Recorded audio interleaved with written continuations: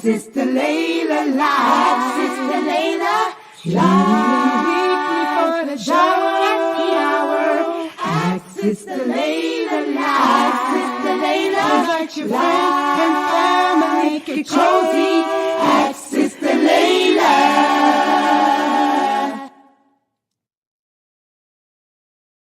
Whoever's doing your thing. And by the way, what are you getting up here today? Let's talk about it. Any other questions? This is gonna be good. Welcome to Ask Sister Laila Live. And by the way, what are you getting up here tonight? Let's talk about it. Wait a minute. Time for the Ask Sister Laila live show. Lines are now open. 862-370-2838.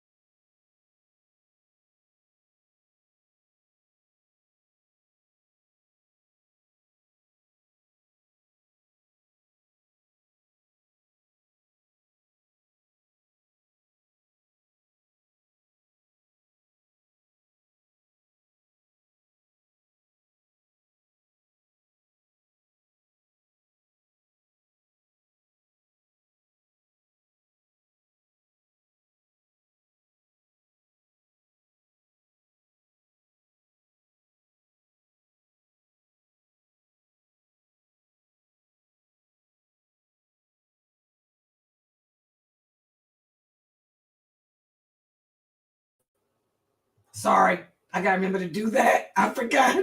Y'all hear it now, I'm sure. Okay, let me do it again. Y'all gotta remind me to do that every time. Okay, let me start it over again. Inna alhamdulillah wa salat wa salam ala wa rasulullah. I want to welcome everybody to the Call In and Ask Sister Laila live show. And alhamdulillah, this is where you can come and ask your questions about Islam.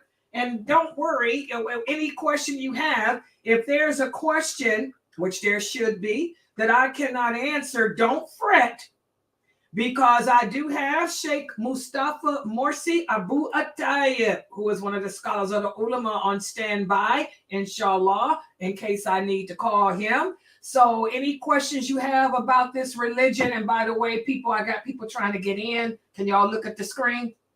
Oh, I can see her. Okay. Yeah. Okay, so any questions that you guys have about Islam, you can go ahead and type them on the screen, and we'll try to get your answer to you. And there's several different ways you can get your questions asked. If you are on Facebook, Twitch, YouTube, and Twitter, all you have to do is type your question on the screen, and I'll be able to see it and answer it. If you are on Instagram, you're going to have to join. Do I have a person watching on Instagram? Usually, Fam May sometimes watches. If you are on, I'm watching it. Yeah, on Instagram, you can type your question there too. And I have Sister Fam May watching. And also, if you are on Rumble,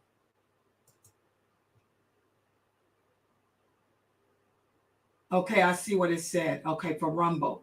The people, people on Rumble, there's a problem with Rumble. People on Rumble are going to have to join YouTube right now because there's a problem with that stream. I messed it up. I'm sorry. Sorry, Rumble. They know what to do, though. They can join YouTube or Facebook, okay, and type your question. Or if you would like to use the microphone, if you would like to use your voice, which is really the best thing to do, feel free to join our Zoom room. And by the way, bear with me, I'm using a different streaming program. How can you you can join our Zoom room by simply going to, hold on. Where am I at? Go to www.Sunnahfollowers.net.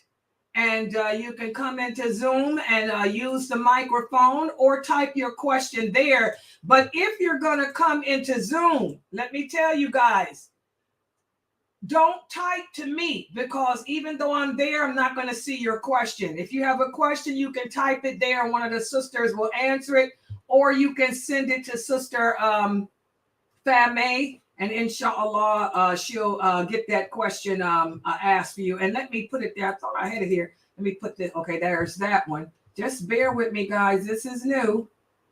What's this? Okay, that's the Access to Laila Lives. Let me make a banner right quick. So you can go to use mic. No, you can call, or you can call in. Let me write this here. The call-in number is 862-370-2838. That's also our WhatsApp number too. You can call in on that, or to use the mic, www.sunnahfollowers.net, or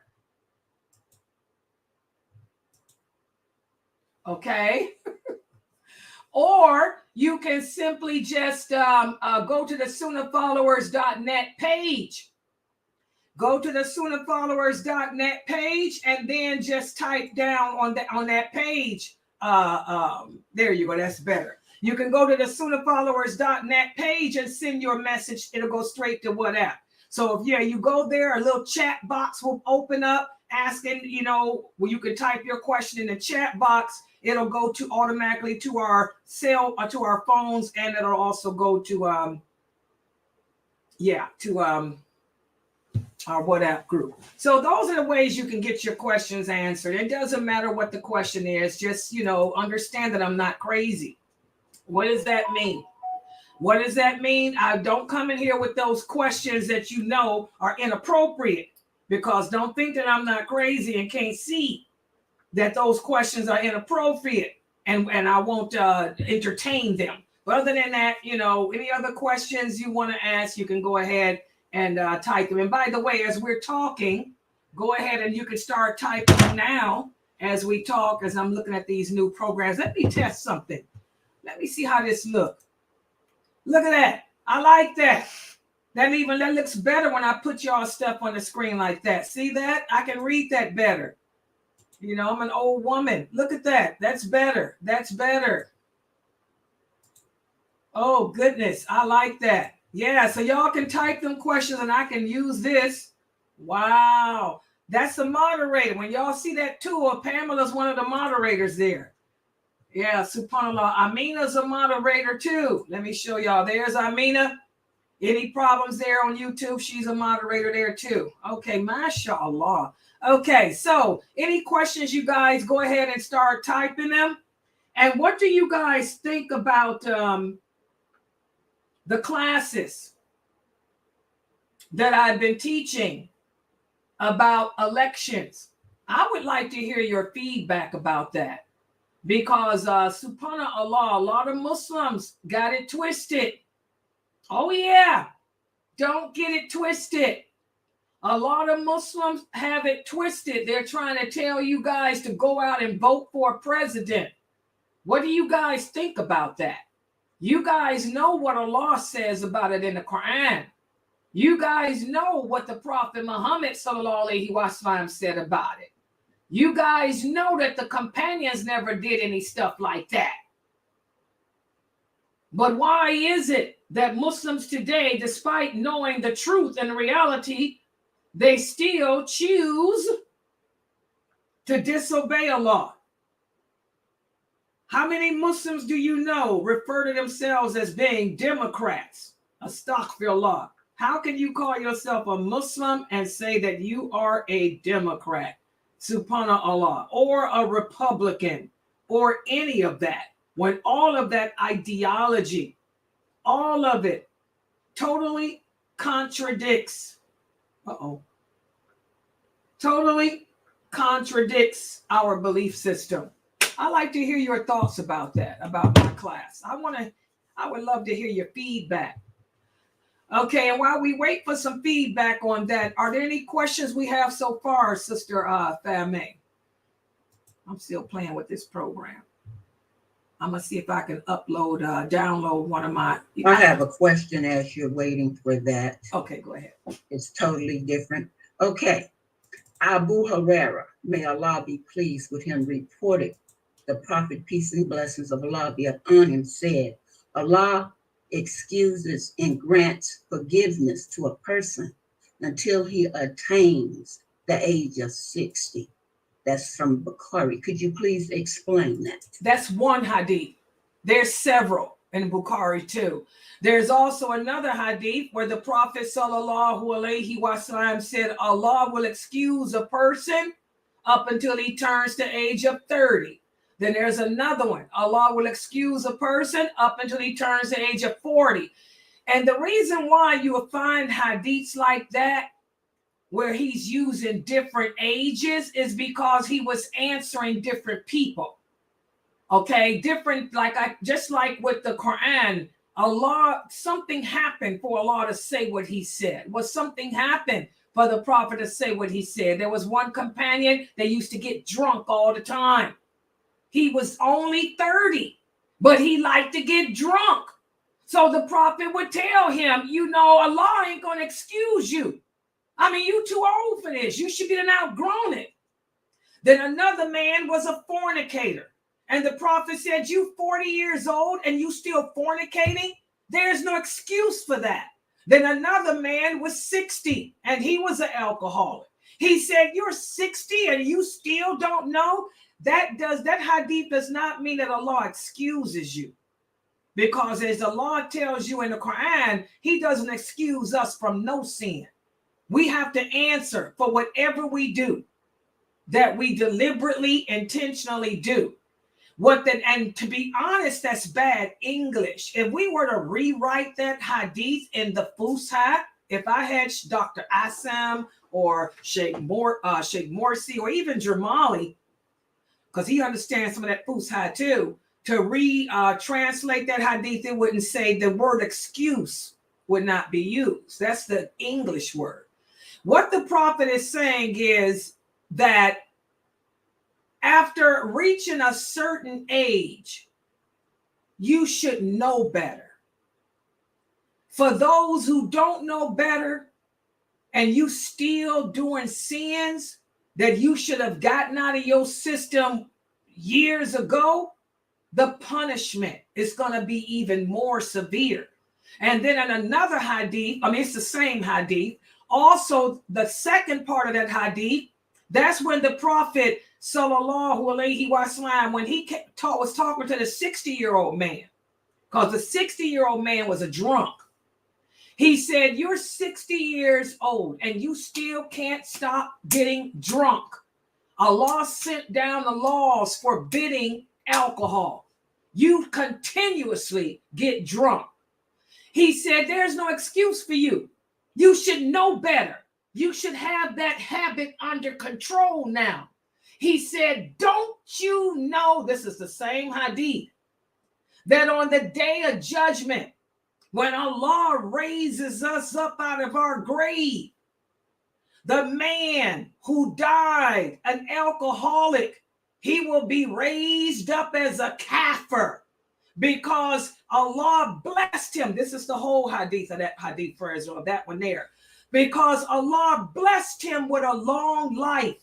Allah allowed you to live to be 60 years old, and you still chose to take your desires over Allah. So there is no excuse. You will be raised up as a kafir. That's the hadith.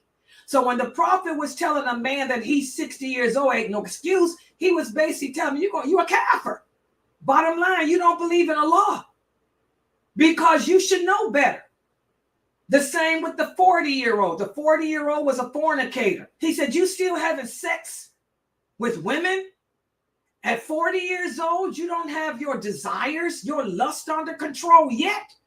He said, don't you know on the day of judgment, some people will be raised up out their grave, and they will be raised up out their grave as a kafir because they chose their desires over Allah, your love for sex. He told this one, your love for sex became your God because Allah blessed you to live to see 40, because 40 is old. In fact, that's when you get to the other hadith, also in Bukhari, of the 30-year-old. The Prophet sallallahu alaihi wasallam said the life expectancy of this nation is 60 years. Once a person reaches the age of 30, you're old. You should know better. You're still drinking? You're still partying? He said on the day of judgment, some people will be raised up as a kafir because Allah blessed them with a long life. Allah allowed you to live 30 years and you still chose to get high. Those are powerful hadiths. But why is it that in one hadith 30, another hadith 40, another hadith 60? Because he was speaking to three different people. The bottom line, anyone who lives to see the age of 30, you should have all that partying. You should have all that taking Allah for as a joke out of your system. You should know better. If you're still fornicating, smoking drugs, smoking cigarettes, lying, cheating, doing bad things, that means that you have no control over your desires. And on the day of judgment, you may be raised up as a kafir because you took your love for this world over your love for Allah. You understand the hadith now, Fresno? And that's the meaning that any scholar of the hadith would give you, because that's what it means. Girl, that scared me to death when I read that, because I said, you know me, I said, 60. I said, why y'all think? Yeah, y'all see why I'm always saying that we too old? I'm old. It scared me. Yeah, it's supposed to. My mother, I grew up on that hadith because my mother used to drill that into me, and so did my stepfather, because life is short. That's why I keep telling y'all, we got to own up. We ain't young, we old. We supposed to know better. Anybody over the age of 30 is supposed to know better. How the heck, like I tell my grandkids, you know, my daughter, you over the age of 30, you supposed to know better. Ain't no excuse now. You know, what? Get it together. Get it together. Choose Allah and stop choosing the life of this world, because ain't no excuse for you. Allah is going to say, I blessed you with a long life. We got children dying every day. We got kids dying in Gaza. We got people here in America, kids getting gunned down, don't even live to see the age of 21. My grandson didn't even live to see the age of 21. Here, Allah done blessed you with the age of 30, 40, 50, 60, 70, 80, and you still committing shirk. You still putting your love for this dunya over Allah. That's some powerful stuff, guys. It's supposed to scare you. Oh, yeah. Okay, any other questions? Okay, here's a question, because I don't know if I may probably deal with the kids. Here's one right here from Sister Nusabia. Are locks lawful? First of all, what do you mean by locks? It's haram for a Muslim to have hair on their hair and not comb through it and oil it and grease it, because Allah hates ugliness. Allah hates dirtiness and filth. We have a hadith. If you're talking about dreadlocks and letting your hair just grow and lock up, the Prophet sallallahu alaihi wasallam, and what's the source? Bukhari and Muslim. The Prophet sallallahu alaihi wasallam went to the mosque, and a man came to the mosque, a Bedouin. He had just converted to Islam. He had his hair twisted and knotted up in locks. Locks ain't new. Trifling people have always worn locks. The Vikings, the Arabs, people that's trifling wear locks. Don't y'all know that? That ain't new. Well, this man came to the mosque. His hair was all knotted up. The Prophet Prophet sallallahu alaihi wasallam told him to come here. And he asked the man, do you have a comb? The man said, yes. The Prophet said, do you have oil?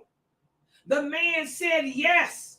The Prophet sallallahu alaihi wasallam said, anyone who has hair on their hair should comb through it. Comb through it. Comb through it and oil it on a regular basis and clean it. He said the jinn, I repeat, the jinn walk around with their hair in knots and they don't comb through it and they don't oil it. He said there's a tree known as the zakum tree. It grows from out of the pits of hell. The fruit on that tree is like the heads of the jinn, knotted up in locks that they can't grow through. He said, Allah hates filth. Allah hates ugliness. Go home and take care of your hair. So the man left. He went home. He cut them knots out of his hair. He came back to the mosque with his hair all nice and clean and combed. The Prophet told him to come here. He said, now, doesn't that look better? Isn't that better than walking around looking like a jinn with your hair twisted and knotted up? There's your dalil. Dreadlocks, any type of locks is nasty, it's ugly, and it's trifling. Like the Prophet said, if you got hair, comb through it. If you can't comb through it, then it's ugly, it's nasty, it's dirty. Braids are not locks. You can wear braids. The Prophet's wives used to braid their hair. But did the Prophet's wives walk around with dreadlocks or any type of nasty, filthy locks? The Prophet would have divorced them. Because like he said, that's how the jinn look.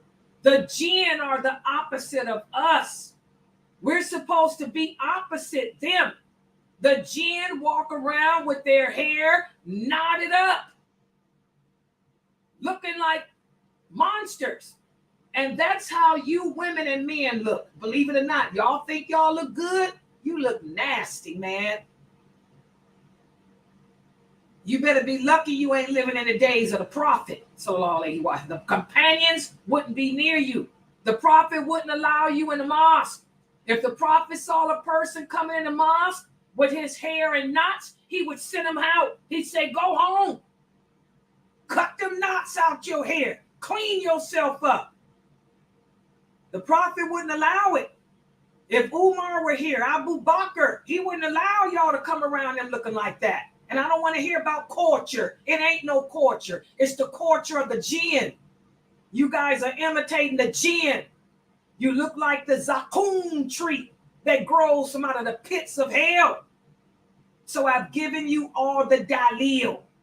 If you Muslims are too nasty, if you Muslims are too trifling to comb your hair, ain't nothing I can do for you. We have a problem. A lot of us are trifling. A lot of us are just lazy and trifling. We sit around eating. We get fat. We watch TV and we don't want to comb our hair, so we just let it knot up. And we wonder why we can't have a husband, why a man don't want us. A good man. A good man ain't going to be with no nasty looking woman. A good woman ain't going to be with no nasty looking man. Oh, yeah. By the way, I had a marriage proposal. Oh, yeah. Recently, some dreadlock jinn looking man had the nerve to approach Laila. Oh, yeah. He approached one of my brothers. Told one of my brothers, I heard your sister's single. My brother said, he looked at him and said, man, you better get rid of them shaitan locks. That my sister wouldn't give you the time of day. Clean women are for clean men. Unclean women are for unclean men. That's what my brother said. He told him. That dude had dreadlocks hanging down to his waist. Talking about he wants your, I heard your sister available. My brother said he told him, you better bounce. Clean women are for clean men. And Allah knows best. So, next question is, what is the significance of the Ihram during Hajj and Umrah? Of the who? The what? Said Ihram. I don't know what that is. What is said in English? Brother Malik Khan, I don't know what that is in English. Maybe because the way it's spelled. Can you type it in English? I don't know what that is. Why is Geechee coming in and out? Yeah, write it in English because I don't know what that is. Yeah, I don't know what that is. The Ihram. Is it the Ihram? Yeah, that's what he wrote. Oh, that means that puts you in a state of purification. Yeah, that means that once you go into Ihram, there's no sexual relations with your wives. The purpose of Ihram is I am now devoting my entire thoughts and actions for Allah. It's purification. That's the ritual. I'm putting aside the matters of this world, the desires of this world to get close to Allah. So that's the purpose of it. Alhamdulillah. Yeah. Ihram. Yeah. Ihram. When you go into the state of Ihram, you can't kill anything. You can't kill nothing. You can't have relations with your wives. None of that. Because you're in a state of purification. It's all about you and your journey with Allah, to Allah. Yeah, that's the purpose of Ihram. Yeah. Okay. Yeah. Next question is, can a person accept charity and don't work in order to be scholar in Islam? No. Like I tell you guys, scholar, that's a term of endearment. Scholars come a dime a dozen. There's no such thing as going to school to become a scholar, because hikmah, knowledge, and understanding of this deen comes from Allah. Allah says in the Quran that hikmah comes from Him. He said, but I only give it to a select few. When I went to make Hajj, one of the things that disgusted me, there were a lot of young men jumping on our bus, American men. Oh, sister, can y'all give us some money? I'm here to learn about the deen and I got 2 wives and 5 kids. Oh, sister, we need some falus? Give us some falus. I'm here to learn the deen. I got 4 wives at home and 20 babies. And the people sat there giving them money. You know what I did? And my husband at the time got angry. I stood up. I said, excuse me. Don't you think you need to go home and take care of your 2, 3, 4 wives and your 20, 30 babies? That's your priority. Coming here to Saudi Arabia because you want to be a scholar. That ain't going to get it. I told him Allah is going to ask you, why did you go to Saudi Arabia and live? And you got 2, 3, 4 wives and 20,000 babies that ain't got nobody to take care of them. Living in the projects. Your children growing up around drugs. Oh, I gave a khutbah. Y'all know me. When I got through with that khutbah, the people took their money and put it back in their pockets. The man was mumbling, and the man I was married to said, well, she's speaking the truth. And then the brother left. Y'all know me. Oh, my Hajj was an experience. No. You know, scholars come a dime a dozen. What? Ain't no money in that. If you got a family, it's your job to take care of your wife and your children. Allah says you are accountable for those people under your care. You can stay home and seek knowledge of this religion, You can stay home like you guys are doing and learn the deen from somebody. You know, look how you guys are learning from me.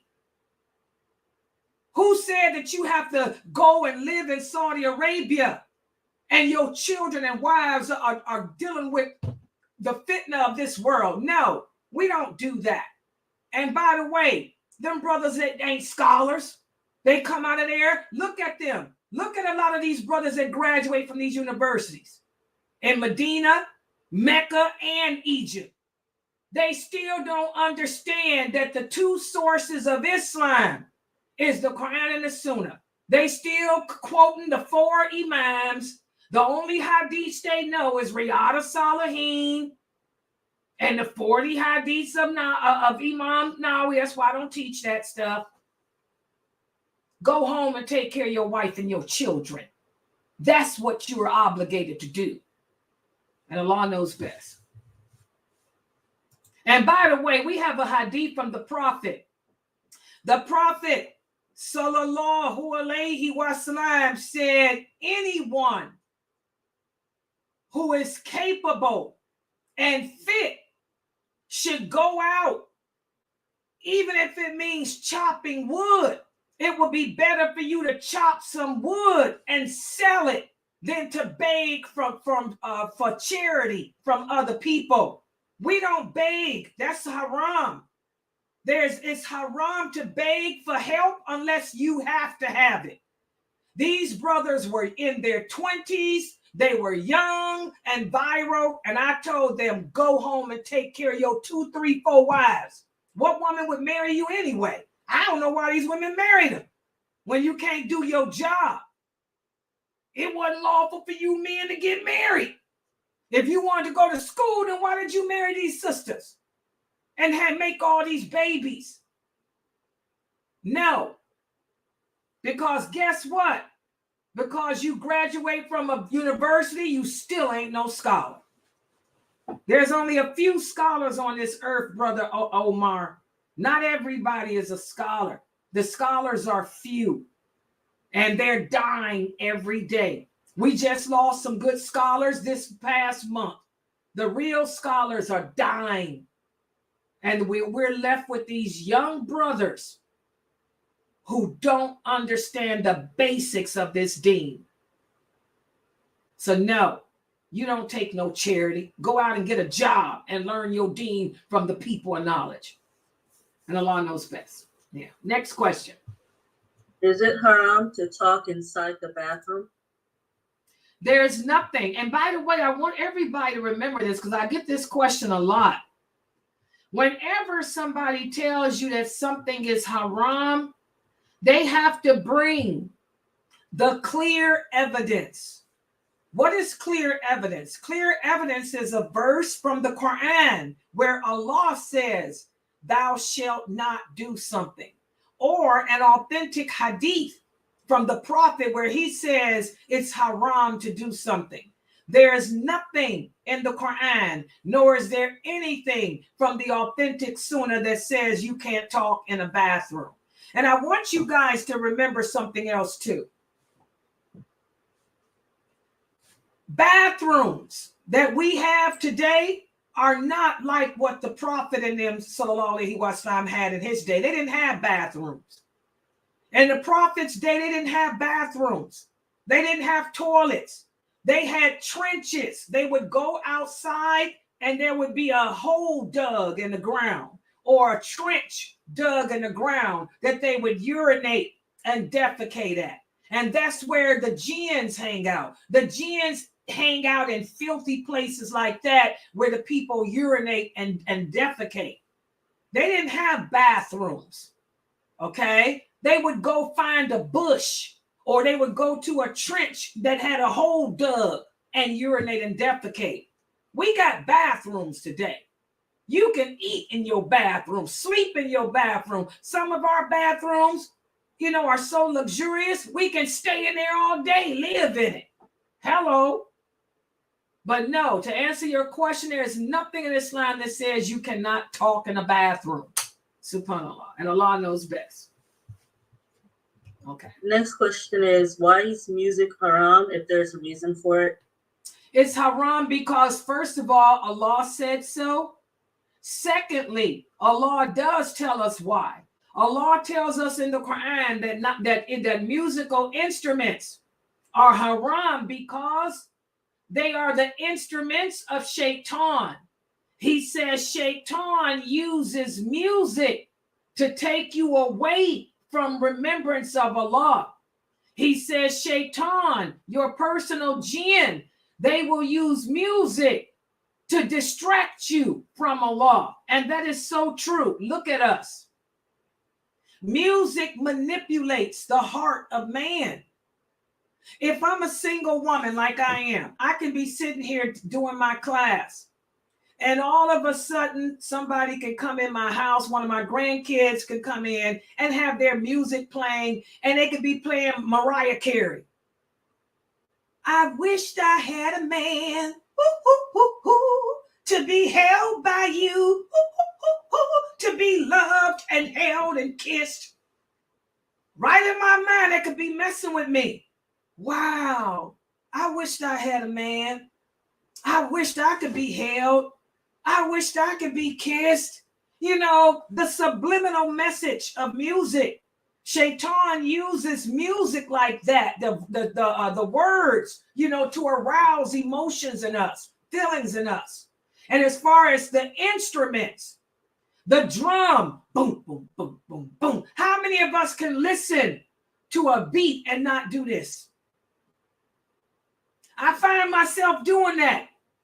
If I'm outside, you know, talking to a neighbor and somebody rides by in a car, boom, boom, boom, boom, boom. I can be talking, all of a sudden I'm like, wow, hey, oh, shoot, that's music. Shaitan uses music to pull us away from remembrance of Allah because we got the beat. I mean, how many of us do that? See that? Just that quick. Laila sitting there. Get it, Tiba. Oh, yeah. See how Shaitan get us? That's our personal jinn. Okay, so Allah says that musical instruments are haram because they are the handiwork of Shaitan. Shaitan will use those instruments to pull us away from remembrance of Allah, to make us forget our purpose, to make us forget why we here. And also, as the Prophet sallallahu alaihi wasallam said, the words of the singers, poetry is not haram, but we got to listen to the words. The feeling's gone. Oh God, it's gone. And look how they can affect us. So for those reasons and a lot more, that's why. Try to avoid music. It messes you up. Y'all see, I'm still living in the 80s. How many times y'all hear me doing a lecture and I'll be like, wait a minute, I remember that. Purple rain, purple rain. See how Shaitan got you? You can't forget it. And Allah knows best. Next question is, when you enter the bathroom, do you wipe your behind with your left hand? And if so, what if it's hard to wipe with your left hand? Can you wipe with your right hand? Yeah, you do the best you can. If it's hard for you to use your left hand, which it is for a lot of people, okay, the good outweighs the evil. The bottom line is to get that feces and get that urine off of you. If doing it with the right hand is complicated, you can't do it. Or if your hand is broke or you ain't even got a right hand, your left hand, use your right. Yeah, do the best you can. Allah doesn't hold us accountable for what we can't do. The bottom line is to get it off of you. Okay, to the best way you can. Okay, and Allah knows best. Next question. If it's not good to beg for charity, but does that include getting government assistance in America? No, that's different. Welfare. The welfare system was invented by the Prophet Muhammad sallallahu alaihi wasallam. Did y'all know that? We Muslims were one of the first people to have a welfare system. What do y'all think the war booty went for? Okay. How do you think the prophet's wives were taken care of after his death, and all the widows? That's a welfare system. Welfare system was designed for those who are in need. That's not charity. That's what you're entitled to. But when it becomes haram, when you get in welfare and you don't need it, or you shouldn't need it. How many Muslims are capable? How many Muslims are physically young, physically fit, but you too trifling, you too lazy to go out and get a job? That's when it becomes haram. And I'm talking about you brothers, because the men are supposed to be the providers and maintainers. The women should be at home and get welfare checks. Because, hey, it ain't our job to go out and work. A woman wasn't created for that. If I got children and I need some financial assistance, I apply for welfare. And I don't have a husband. That's what it's for.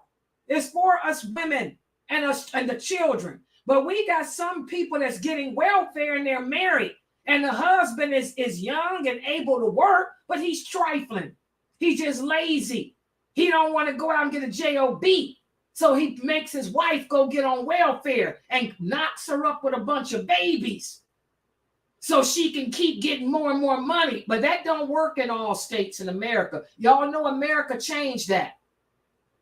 Like where I live, no, you can't get welfare like that. They make you go out and get a job.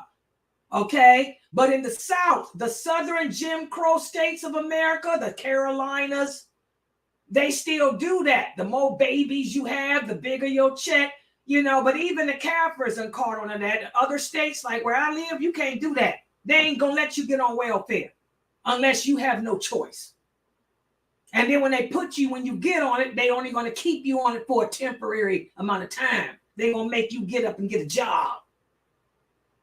So welfare is not the same as begging for charity. It's totally different. Ain't nothing wrong with the welfare system. That's what it's for those who need it. But for those who don't need it, now we've got a problem. And Allah knows best. So all the companions of the Prophet worked and also learned about Islam. I thought in Sharia law, Muslims help a person who wants to be a scholar. Okay, first of all, you're the one that asked me about Sharia law, the laws of Allah. The companions didn't sit around and live their life. You're right. All the companions worked. Even the Prophet Muhammad worked. Even the Prophet Muhammad sallallahu alaihi wasallam worked. He provided for his family. There's a misconception that Muslims have. They think that the Prophet married Khadijah and she took care of him. That's a lie. In Islam, brother, a woman's money is hers. It ain't yours. The Prophet worked for Khadijah. He was a merchant. The Quraysh were merchants. Abu Bakr worked. He was the best of this nation. He is a scholar, but he didn't sit up on his butt. He worked. He owned his own business. Umar owned his own business. Abu Huraira, he would work. They would sell wood. They would sell clothes. Amir ibn al-As, their companions were not pimps. They were not lazy scavengers like these men today are. Because like I told you, the only person that can make you a scholar is Allah. How do you think you're going to become a scholar, dude? What do you think a scholar is? Do you know the seriousness of being a scholar? The companions didn't want to be scholars. They didn't even like people to ask them questions about Islam because they understood the seriousness of giving people the wrong information. The companions were men. They were not chumps. They all took care of their families, including the Prophet. In fact, the Prophet sallallahu alaihi wasallam used to worry. He used to say, what's going to happen to my wives when I die? Who's going to take care of them? The Prophet Muhammad took care of all his wives.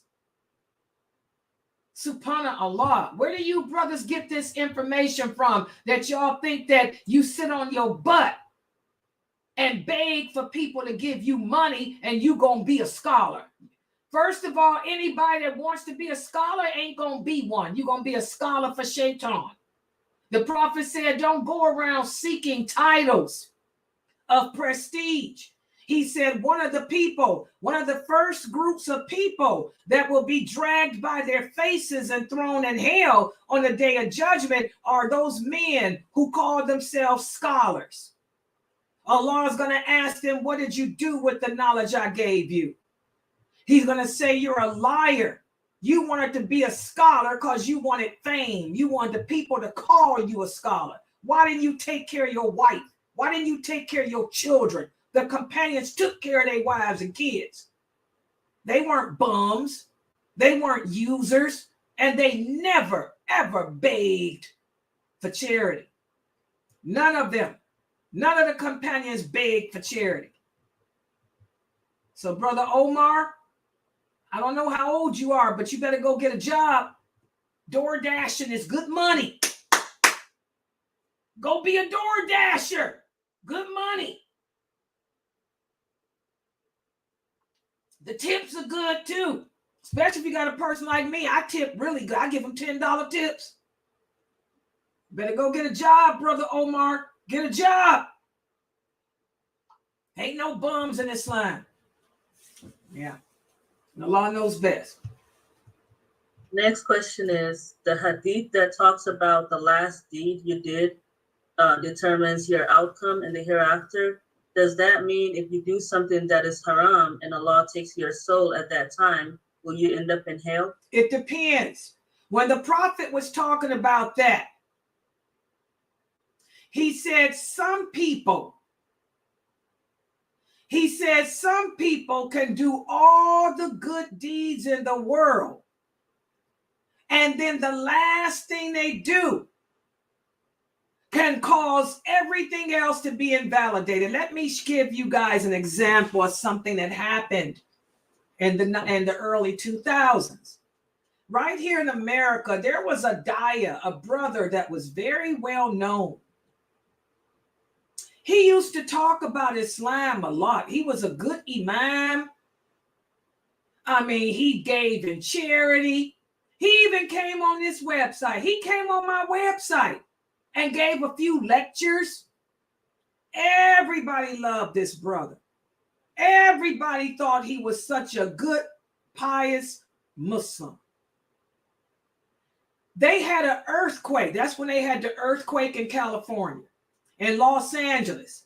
He traveled to Los Angeles to do a conference. And that's when they had this big earthquake that happened in the early 2000s in LA. A lot of people were killed. Nobody knew what happened to this imam because we all knew that he had went there. His wives, he had more than one wife. His wives were like, where is he? Oh my God. So finally, they found him. The hotel that he was staying in had been destroyed from this earthquake. They found him buried underneath the rubble. And on top of him was a prostitute. He died in bed doing whatever he was doing with a prostitute. They were both naked, wrapped around each other. That's an example of that hadith. That's why the prophet said we have to be careful, because some of us can do all the deeds that appear to take us to paradise, and then the last thing you do, you ain't had no chance to repent. You in a hotel room with a prostitute. Allah sends an earthquake, and bam, you ain't had no chance to repent. You got to go to hell and pay for that sin. Now, does that mean that he'll be in hell forever? Allah knows best. Allah may forgive you or he may not. But the bottom line, that's what the prophet meant. The last deed that you do on this earth can determine if you end up in paradise or hell. That brother was found. I'll never forget his wives and kids. Everybody was shocked because he was a very famous caller. Very famous. You caught like that? You went out that way? And then also the prophet said, on the other hand, there are some people who can do all the bad deeds to take them to hell. And then the last deed they do is good, like the Jewish boy. The Jewish boy who was dying of a sickness. He told the prophet, I'm in a bad state. I'm in a bad state. The prophet said, declare la ilaha illallah, and that state will change. So that little boy, before he died, he declared la ilaha illallah. And that's when the prophet said what he said. For some of us, the last deed we do on this planet can determine if we end up in paradise or hell. That boy died with la ilaha illallah, paradise. Who knows about that imam? That imam died in a hotel room, in an earthquake, with a prostitute on top. That's what that means. And Allah knows best. So be careful. In other words, be careful of the choices we make, because you never know when Allah is going to call you back to him. Do you want to go out with a prostitute on top of you?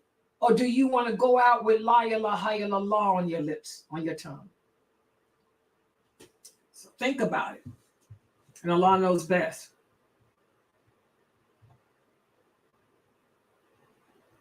Okay.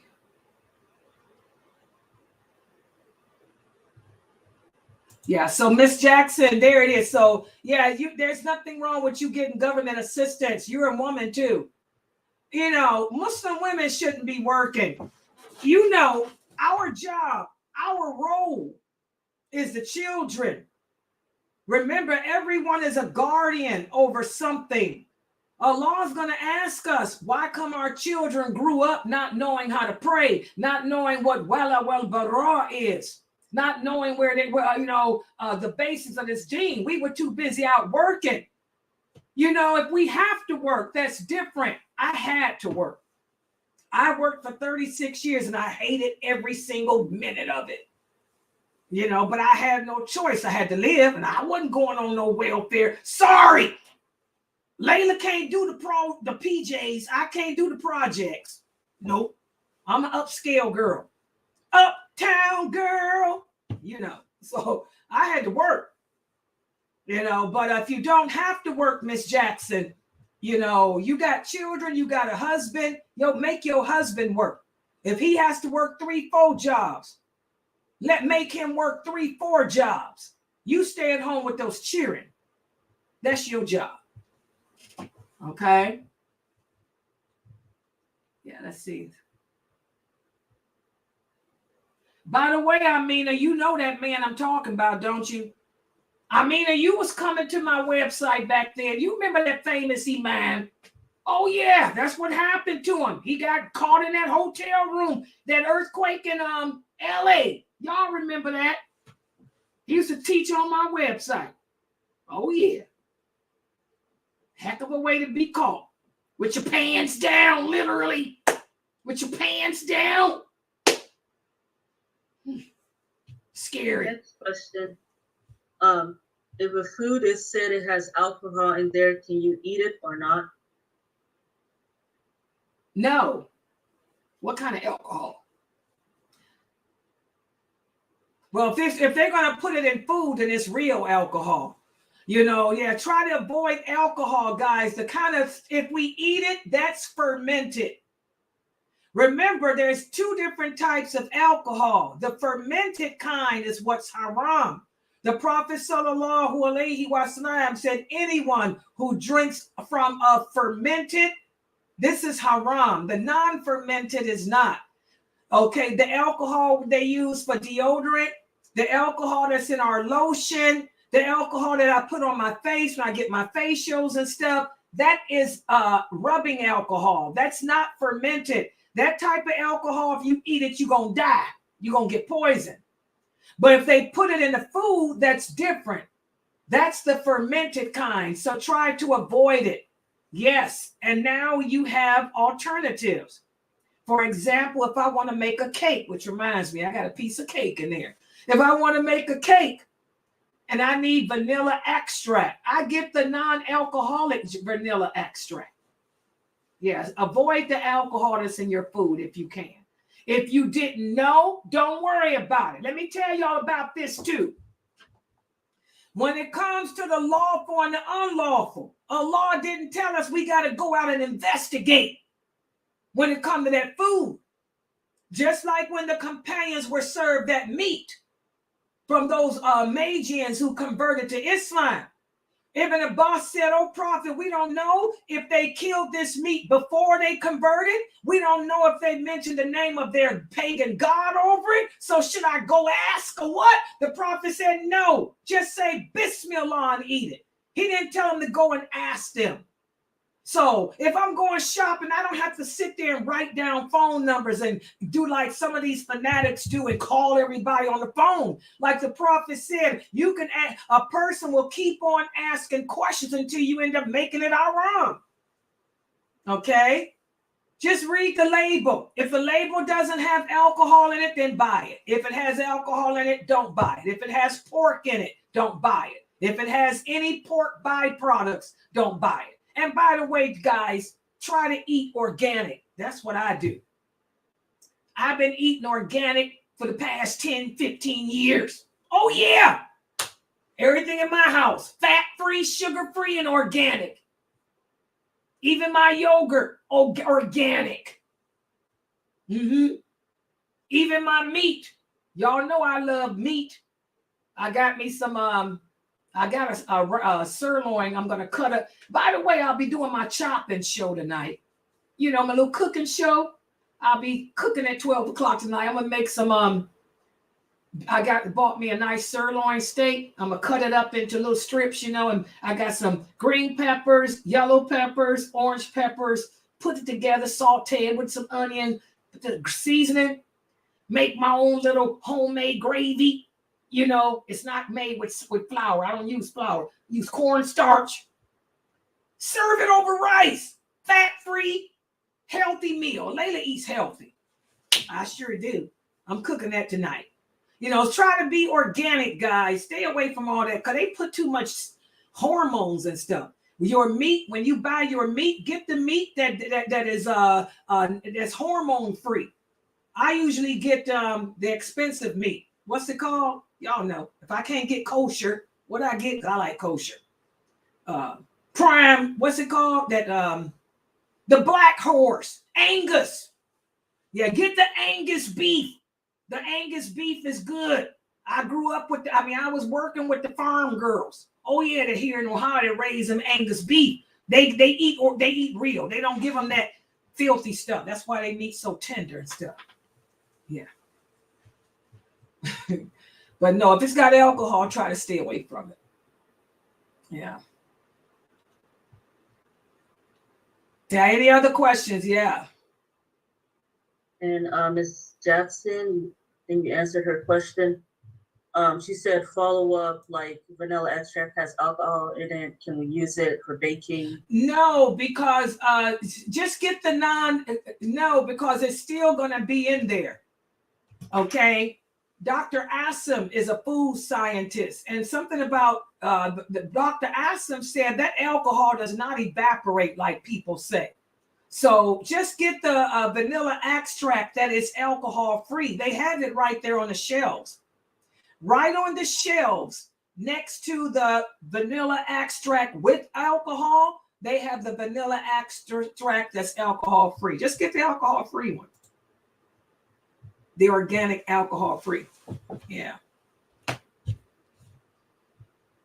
Next question is, I heard an imam say that the single Muslims in the community is a threat to the Muslims. Didn't understand what he meant by that. Well, I don't know what he's talking about. Yeah, you have to ask whoever that crazy mime is what that means. I don't know what that means. I guess Layla's a threat. Or I'm a threat to who? Who am I a threat to? I'm single, you single. Who are we threats to? Threats to who? So, as you know, be careful with that. I don't know what he's talking about. Ask him what he meant. I can't answer for some statement somebody makes. Yeah. Okay, here's another question. Follow up. What about eating from American restaurant that might use wine to cook in the food? They usually let you know. Like if you go to Fridays, if you go to Applebee's, they let you know. They'll tell you that this is made with wine. They have to now. That's the law. Y'all didn't know that? America requires that now. They have to let you know if they're cooking with wine. They'll let you know. And you just don't order from that. Don't order from the menu the stuff that's cooked with wine. Don't order it. I used to go to TGIFs all the time. I used to go to Applebee's all the time. I loved Old Charlie's. I wouldn't order any of the dishes that have wine on it. They put on the menu whether it's got wine or not. They let you know. Yeah, well, Sister Amina, anybody that says that you shouldn't be single, tell them to bring their dalil. They always quoting Ibn Taymiyyah. Did you know Ibn Taymiyyah never got married? So ask him, why does he always quote Ibn Taymiyyah if you shouldn't be single? Why do they refer to Ibn Taymiyyah as their sheikh? Come on, people need to get a life. How can you make up rules? Where did Allah say that if you single, you a threat? No one has the authority to make those type of comments. Where's your dalil? Where does Allah say in the Quran that a person shouldn't be single? Where does Allah say in the Quran that if a person is single, they're enemy number one? Where does Allah say any of that? Where did the Prophet Muhammad say that? These people are crazy. Tell them to stop making up stuff in this religion. That's why Allah has sent the war. The war is not going anywhere. It's just escalating. Yeah. That is yes, exactly. Marriage is the qadr of Allah. We have to understand, guys, everything that happens in this world happens because Allah wills it. How can somebody tell you what your future is? Maybe Allah doesn't have it in your cards for you to be married. Maybe Allah is saving you for a companion. Maybe Allah is saving you for somebody in paradise. Maybe your soulmate was in the paradise with you before you came here, and Allah is saving you to go back to Him. Allah is in control of that type of stuff, not us. Allah is in control of whether you get married, whether you live, whether you die, what's going to happen tomorrow. So who is this man to sit there and tell you that because you're single, you're enemy number one? Maybe he got a problem with his taqwa. I don't know. Be careful of those type of people, guys. Only Allah has the right to say that. You don't know what Allah has in store for you. Allah knows best.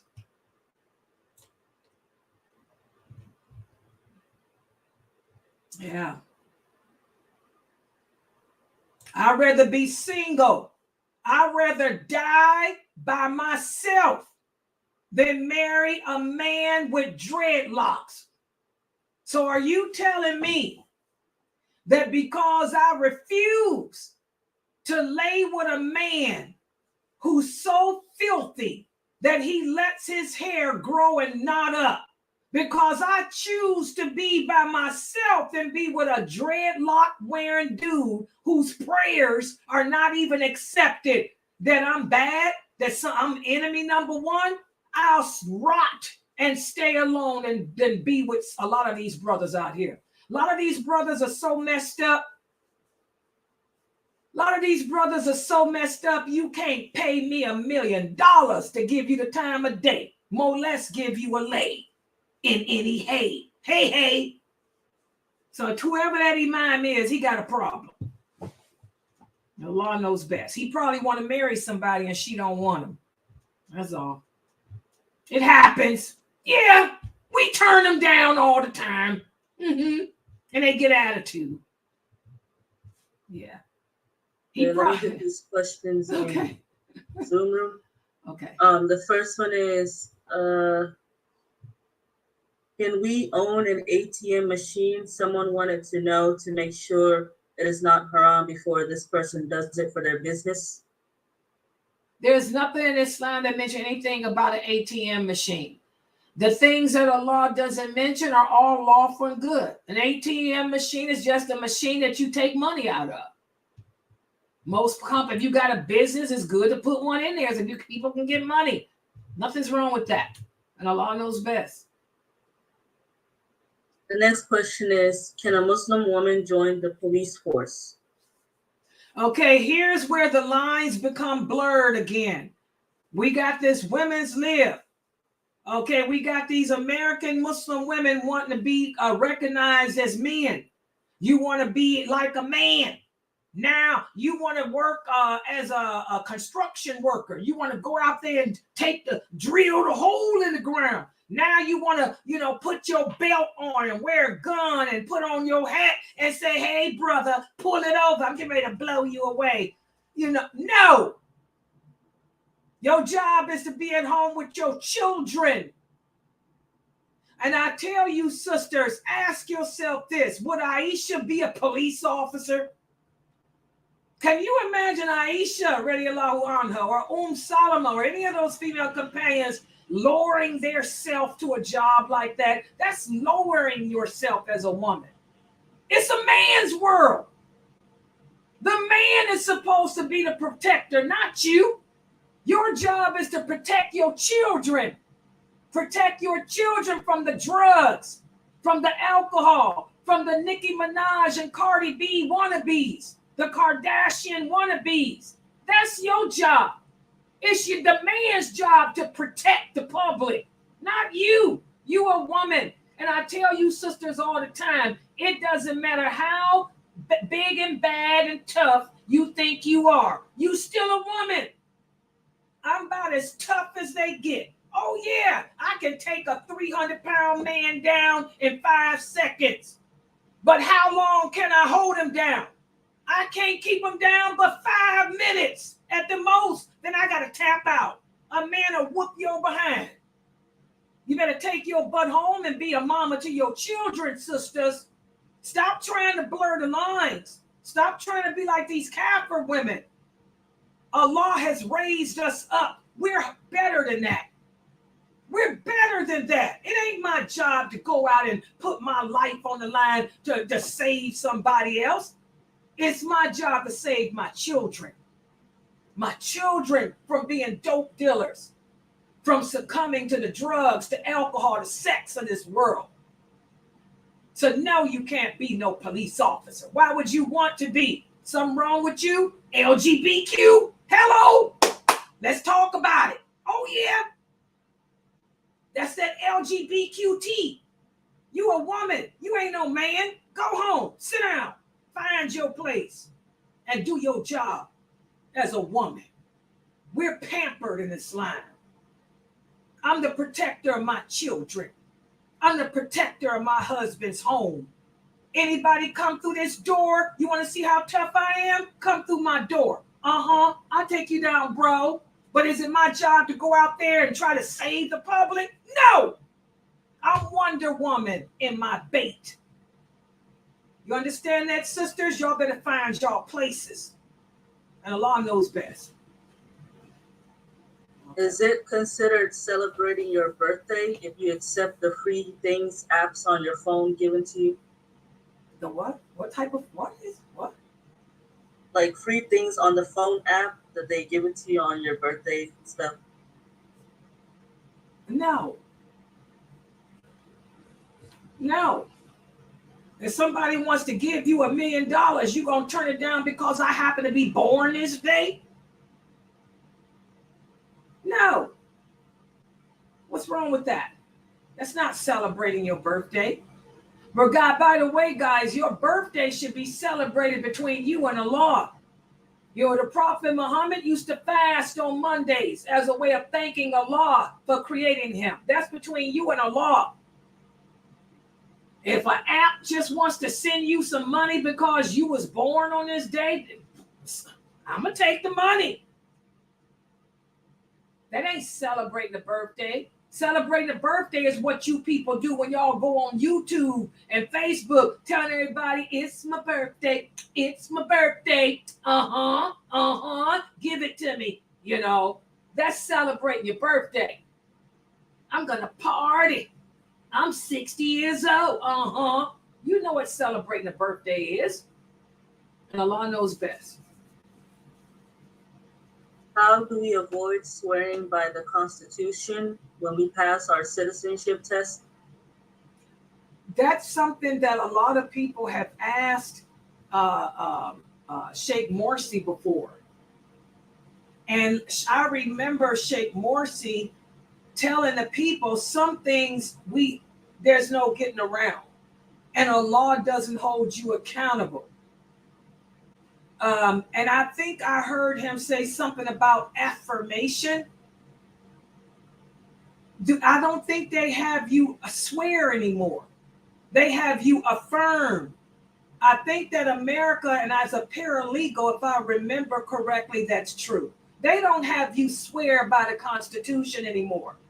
They have you affirm what that Constitution says. You affirming it, but you're not swearing to it. They took swearing by the Bible.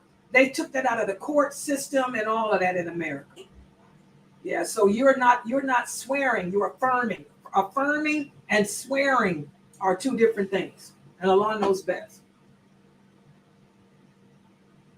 The next question is there anything wrong with kids having dolls and stuffed animals that have eyes? I heard someone say there will be no angels coming in the house. No, that hadith is talking about that's why we talked about how the Metcalcitic, whenever we give a Metcalcitic interpretation, a Metcalcitic in clarification is based on what the companion said, the hadiths. But one of the things is you have to know the Arabic language. And that's why a lot of these Muslims don't understand the hadiths, because they don't translate into English well. Okay, when the Prophet Muhammad sallallahu alaihi wasallam spoke about the angels not entering a home, he was talking about a home that has statues on display. Statues. Back in those days, that's what they did. They didn't have cameras. They would make statues and put them on display. Or if they were rich, they would have a portrait of themselves drawn, or a portrait of someone they love drawn and put it on the wall. To put it on display means that I'm putting it up on display for everyone to see and to acknowledge. And it has to be an entity that has a soul. An entity that has a soul. Y'all understand that? If a person makes a sculpture of me, you're duplicating me. I'm a human being. I have a soul. If I were to make a sculpture of my cat, I'm duplicating him. He has a soul. If I were to do a sculpture of a cockroach, la cucaracha has a soul. Yeah, I got 5%. Was it 10? 10% Spanish in me. Yeah. For the sisters out there. Yeah, I got 10% Spanish and Portuguese. Yeah. 10%. La cucaracha. Okay. But anyway, if I were to do a sculpture or a portrait of a cucaracha, a cockroach has a soul. This is haram. But is there a such thing as a talking bear? No. Is there a such thing as a horse that has wings? Aisha used to play with a horse that has wings. No. That has no soul. It's not real. So having a baby doll, Is there a such thing as a human being that has buttons like this for an eye? No, it has no soul. It's not after human being. Is there a human being that has a line or mouth? No. So we can't hang up pictures of our family members on display. You can take pictures of your children, your family, put them in a book and put them in a drawer, but we can't put them on display for everybody to see. A baby doll, a toy horse, or a stuffed animal. Those are not real things that have souls. There's no such thing as a bear that looks like that. Subhanallah. So the prohibition is against creatures that have souls. You're trying to duplicate me or duplicate a real bird, a cat, a cockroach, not a flying man. There's no such thing as a man that's half bat. A Batman is not real. There's no man that's like that. That's nothing that has a soul. And Allah knows best. That's all from here. And then YouTube, Sister Pamela said, is the gastric bypass surgery good to have for weight loss?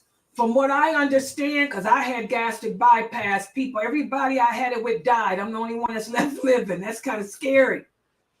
From what I understand, they don't even do gastric bypass unless they have no choice. They'll do something different, the sleeve and stuff. Gastric bypass is the most dangerous form. But if you meet the criteria, you're morbidly obese. You have to be morbidly obese for it. Then talk to your doctor about it. That's a medical question that you have to sit down with your doctor. I had it done. And also 50 of my co-workers had it done. Out of all 51 of us, I'm the only one living. They all died. I had one of them die last year. They all died from bowel blockage. Bowel blockage is what most of them died from, and that's weird. So talk to your doctor.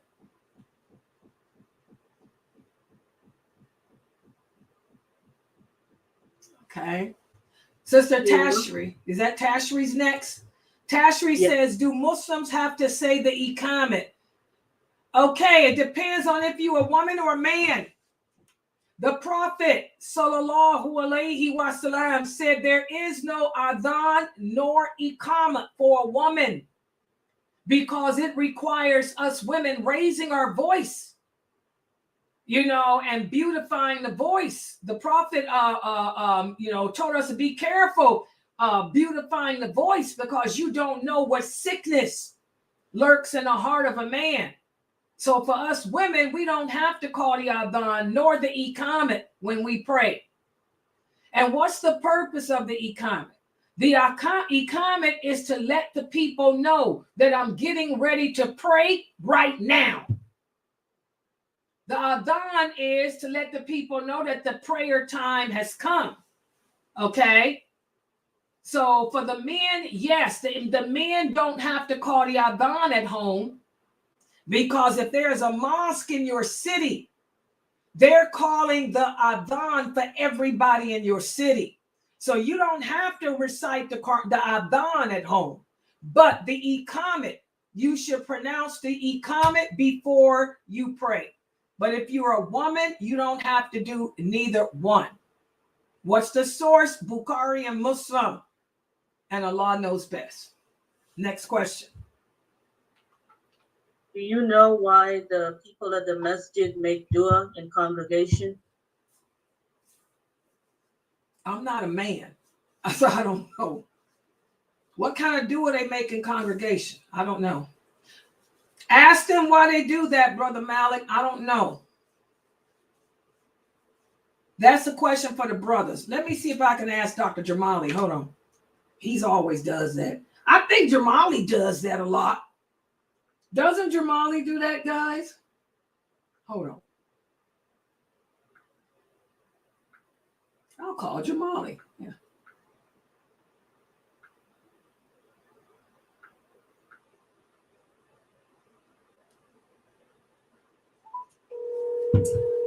Let's see.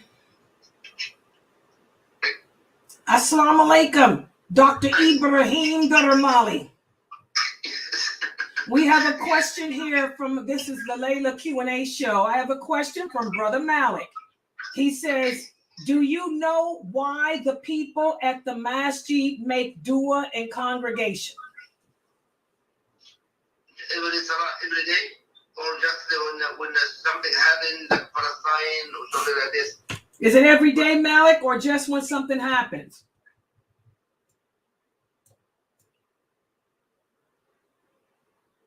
Wait for him to type.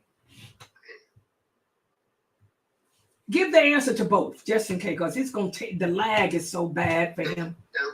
Something like hard, simple connection that we're going on in Gaza right now. No problem to do, not after Salah, in last rak'ah, every Salah, last rak'ah.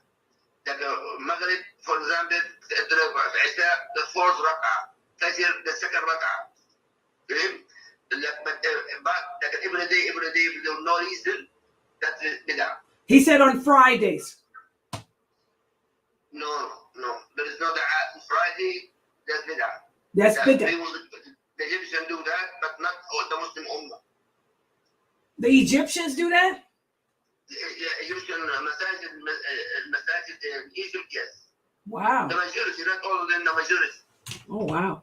Okay, you got your answer, Brother Malik. He said that's bid'ah. That's innovation on Fridays. If they were doing it in times of calamity for Palestine or something like that, that's different. But to do it every Friday in congregation, this is a bid'ah. Yes. You got it? Okay. All right. May Allah bless you. I'll call you if I need you again. Okay. Walaikum assalam wa rahmatullah. Okay. He said they do that in Egypt. Oh, God. Egypt's got a lot of stuff. A lot of stuff is going on in Egypt, man. Yeah. Okay. Next question. Go ahead.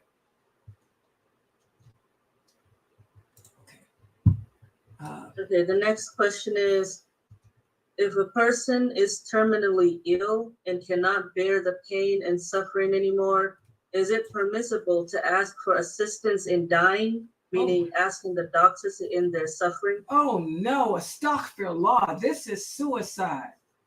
Where did this question come from? Off of Zoom or off of here? It's anonymous. Anonymous. Okay. All right. Let me answer this. This is a serious question, guys. And let me answer for the person. The Prophet sallallahu alaihi wasallam one day shared this following story with his companions. He said, of the people that came before us, there was a man who fought valiantly in a battle for the sake of Allah. During his fight, he became wounded in his hand, and the pain was so unbearable. The pain was so unbearable that he took his own life. He killed himself to take himself out of the misery of it. And Allah gathered that man's soul to him and said, why did you hasten your life? He told the man, don't you know that there's always hope? Never give up on the hope of Allah. And as a result of that man doing that, that man is in hell forever. Guys, the Prophet Muhammad sallallahu alaihi wasallam said, never ask for death. Never pray for death. He said, if life is so bad, if you're going through such hardship, say, oh Allah, keep me living as long as life is best for me. And oh Allah, take my soul only if death is best for me. But never take your own life, because there's always hope. The Prophet sallallahu alaihi wasallam said one of the sins of disbelief is suicide. Why is it that that's a sin that Allah will never forgive? because the person gave up hope in Allah. The Prophet sallallahu alaihi wasallam said, you will never, ever be a believer unless you have hope, love, and fear of Allah at the same time. To lose any one of them and die that way, you die a kafir. So for the sister that asked this question, if your life is so bad, you're going through so much pain, you never ask the doctor to kill you, because there's always hope. Remember the story of Job alayhi salam. Allah allowed Shaitan to test him. Shaitan took away his wife, took away his children, took away his money, took away his home, his friends, took away his health. And Job lay there dying, but he still said, Alhamdulillah, Alhamdulillah. He had hope. And that's when Allah gave him back everything. So no, you never tell the doctor to end it, because telling the doctor to end it means you gave up on Allah first and foremost, and then you gave up on yourself. And I want everyone to remember that we all have a personal jinn assigned to us. And that jinn's job is to try to make us kill ourselves. That jinn wants you to be his or her companion in hell. Never ask anyone to kill you. Always have hope. But if it's so bad, say, oh Allah, keep me living as long as life is best for me. Oh Allah, take my soul only if death is best. The first husband I was married to, he died 3 years ago. That's my daughter's father.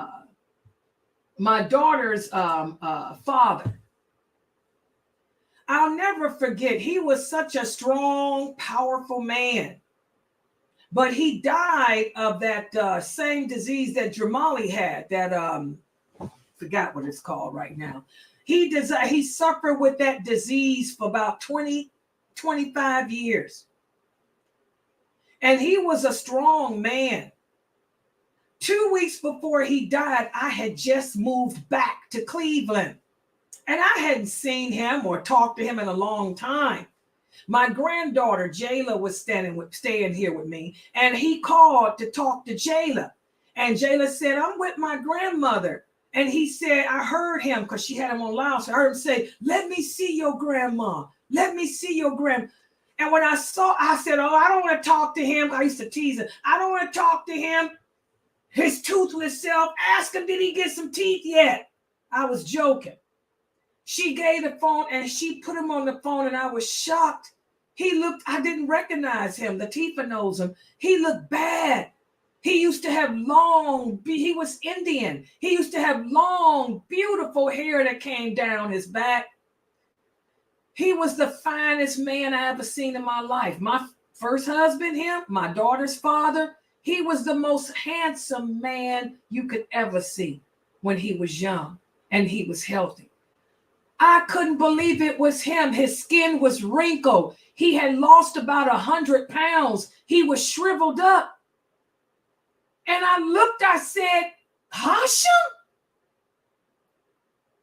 And I remember he looked at me and he said, MashaAllah, you still beautiful. You look just like you look when I married you at 15, when you was 15.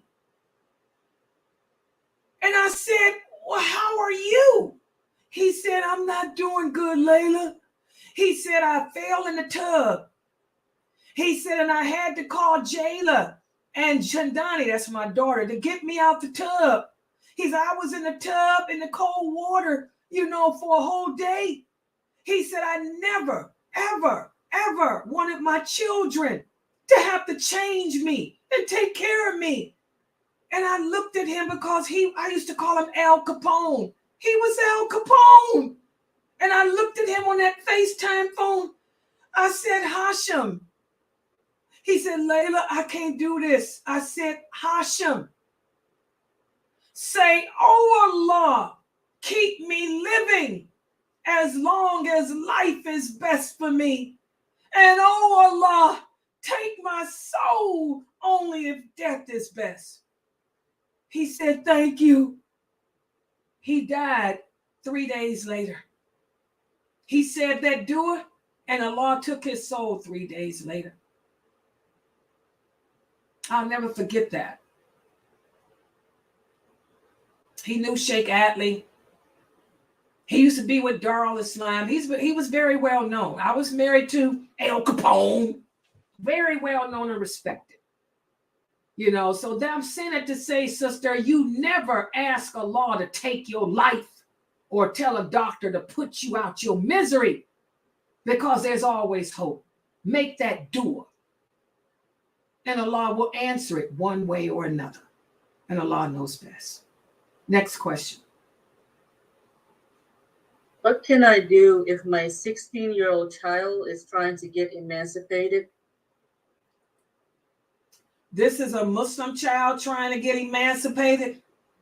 Is this a Bantu? In other words, are you from Africa? Or is this just an American person? My answer is this. If you from Africa, send that 16-year-old kid back home. That's the problem we got. Somalis, Nigerians. These kids come to America. They get born in America and they become all like American kids because we busy making money. We ain't raise them right. Send it back home to Nigeria, or send it back home to Ghana. Send it back home to Somalia, Kenya. Send it back home, because there's nothing you can do. The laws in America allow children to get emancipated.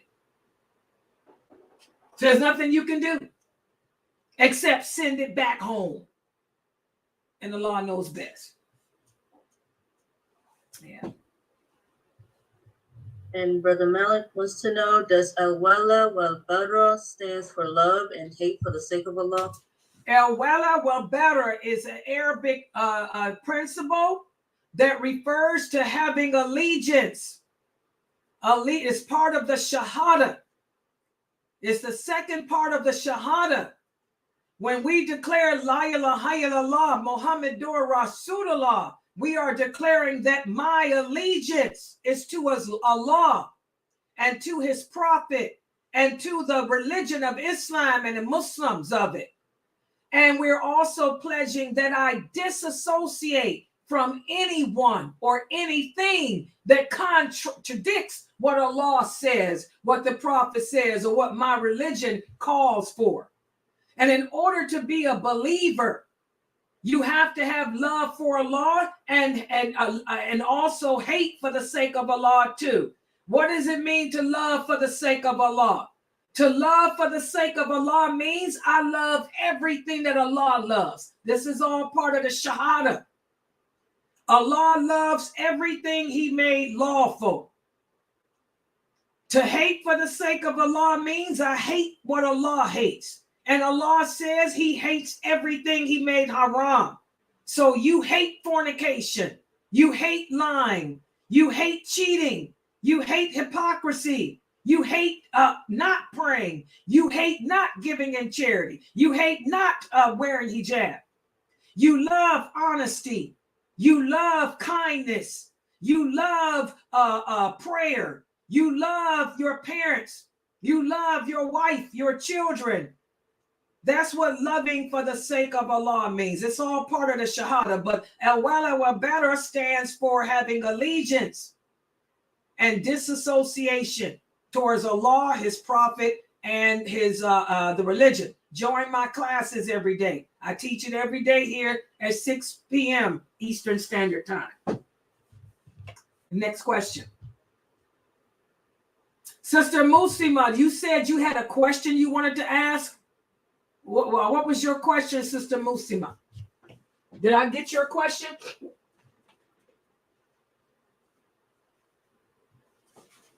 Yeah, Sister Musima, did I get your question?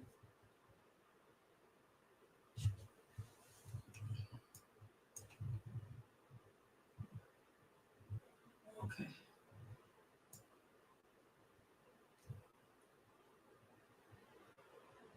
Okay, I did answer. Okay. Okay. Yeah. Are there any other questions? That's it, Sister Fame? Yeah, that's all. Okay, well, mashallah, this was a pretty good Q&A. Y'all like this, the new stream. The new stream seems to be more stable. You know, they couldn't hack me, but I see I need to work a couple more things with it because I didn't connect my Rumble right. I know what to do with Rumble next time, guys. I see what I did wrong. But alhamdulillah, this was a good Q&A show. I want to remind everybody, tomorrow is Saturday, and we have Dr. Asim, and he did send me his topic for tomorrow. Let me find it. Oh, okay. Tomorrow, Dr. Asim will be talking about the devil worship. This should be a topic y'all like. How people worship the devil. Different ways that we find Muslims calling themselves Muslims, but they're worshiping the devil. That's tomorrow at 4 p.m. Eastern Standard Time. And also tomorrow morning at 10. Don't forget, guys, we have the new class with Sister Samat, right? Sister Samat. Let me see if I can. I thought you said it's canceled. No, she canceled it last week. Oh, okay. Yeah, this week her class is here. Yeah, Sister Samat. Let me show y'all this. And I will be streaming it. She's doing the names of Allah. Sister Samat. She's from Egypt. And she'll be live from Egypt, and I will stream. I'm going to use this program to stream her. But that's at 10 o'clock in the morning, which means I got to wake up early. Lord, have a mercy, Laila. Oh, man. Oh, wait a minute. Do I have a thing for her? Geechee, did we make something for her? Yeah. We did? Hold on, guys. She did that one class.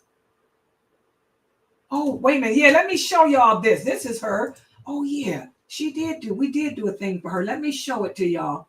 Hold on. Let me add it on here too, since this is the new program. Okay. Yeah, so her class is at 10 o'clock in the morning, and I'm going to tell you, she's going to be speaking about the meaning of the name Allah. Allah's name. Allah. What does Allah mean? A lot of Muslims don't know what the name Allah means. Well, she's going to break that down for you guys tomorrow. And that's at 10 a.m. So we have her at 10 a.m. We have Dr. Asim at 4 p.m. Then you have, do we have Brother Hanif tomorrow? Yeah, he should be tomorrow. We have Brother Hanif at 6:30. Oh, we got a lot. But this is the commercial for Sister Samat. Let me show it to you guys.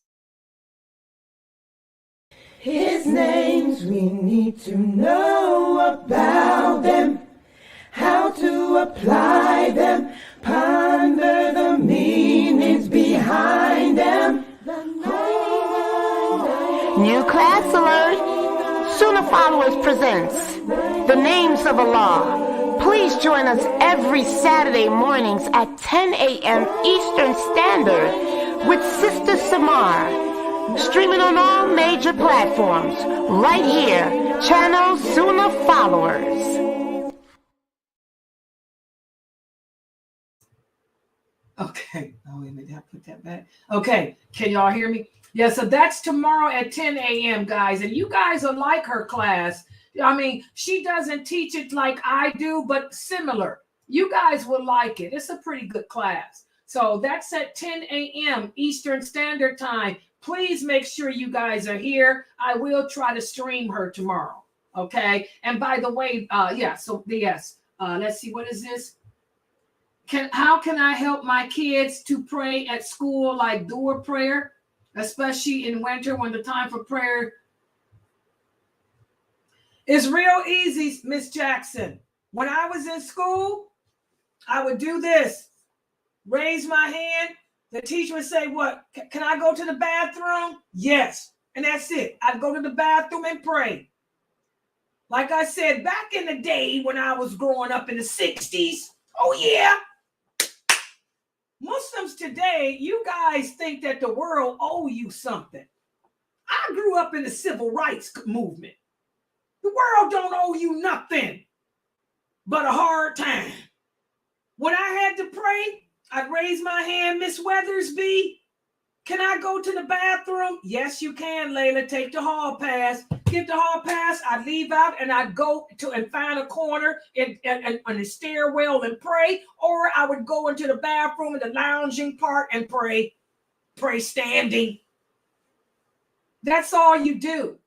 You know, we have to stop making this religion difficult for ourselves. The world don't owe you no prayer room.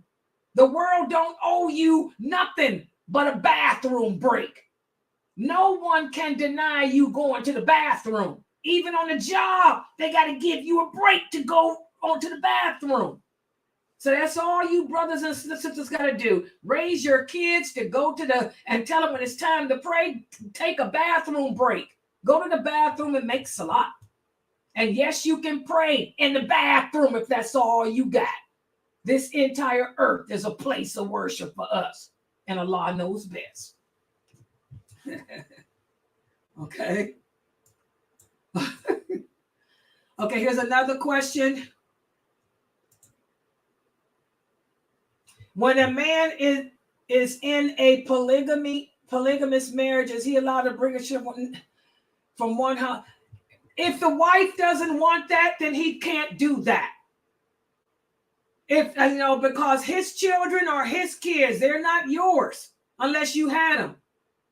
The Prophet sallallahu alaihi wasallam, when Maria, who was his right hand possession, when Maria gave birth to Ibrahim, the Prophet sallallahu alaihi wasallam took Ibrahim to Aisha's house because he wanted Aisha to see him. He said, "Look, Aisha, doesn't he look like me? Doesn't he look like me?" And Aisha was so angry and was so rude that the Prophet left and never brought Ibrahim around her again. Ibrahim ended up dying not long after that. So no, if you don't want him to bring his children from another wife around you, no, because they're not your children. They don't belong to you. You're only responsible for your kids. So you tell him, I don't want your other kids around me. Period. Dot. He has to respect that. If he don't want to respect it, divorce is good and clean. Laila, divorce is good and clean. And Allah knows best.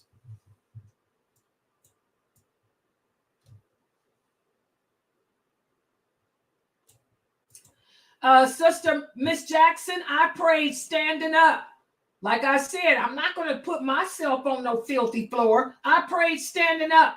The Prophet Muhammad sallallahu alaihi wasallam said, stand, pray standing. If you can't pray sitting, pray sitting. If you can't pray standing, whatever. So just that's what I did. I'd stand there and do my prayer. I wouldn't hit that flow but I did my prayer. Hello. Real easy. The religion of Islam is easy, guys.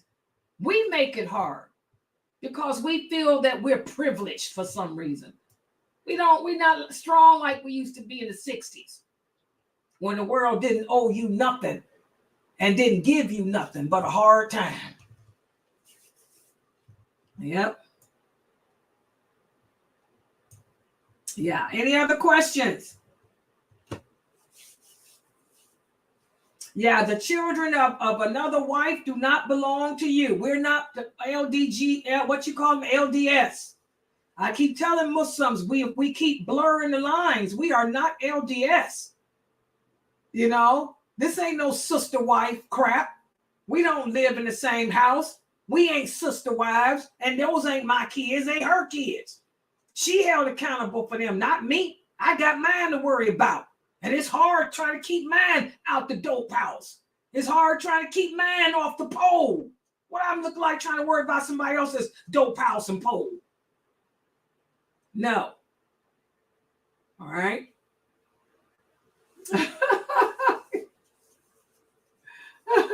Alhamdulillah, Miss Jackson. And by the way, Miss Jackson, I've seen the growth. You've been coming here since Ramadan, I think. And mashallah, you become such a strong Muslim woman.